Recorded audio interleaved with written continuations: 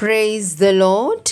దప్పికొనిన వానిని రానిమ్ము, ఇచ్చయించు వానిని జీవజలమును ఉచితముగా పుచ్చుకొననిమ్ము అని యేసు చెప్పెను. ఒక ముసలివాడు చలివేంద్రములో వచ్చే పోయే వాళ్లకు నీళ్లు ఇస్తున్నాడు. కొందరు అతన్ని చూసి తృణీకరించారు, తాగలేదు.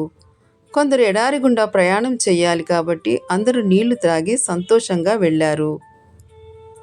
ఇద్దరు నిష్ఠగల గొప్ప కులస్తులు వచ్చారు. కులం అడిగారు. చెప్పాడు. నిమ్న కులస్తుడు అని ఒకడు తీసుకున్న నీరు పడవేసి తాగలేదు, ఒకడు తాగాడు. నీవు తీసుకున్న నిర్ణయం తప్పు అని చెప్పినా వినలేదు. నీళ్లు తాగినవాడు బ్రతికాడు, తాగనివాడు చనిపోయాడు. అదేవిధంగా దేవుని గొర్రెపిల్ల యజ్ఞం ద్వారా ఉచితముగా లభించు మోక్షమును నిరాకరించువారు ఘోర నరకమున పడుదురు. వారి నిత్య నాశనానికి వారే కారకులు. నేనిచ్చు నీళ్లు త్రాగువాడెప్పుడునూ దప్పిగొనడు. నేను వానికిచ్చి నీళ్లు నిత్య జీవమునకై వానిలో ఊరెడి నీటి బుగ్గ. యోహాను 4:14.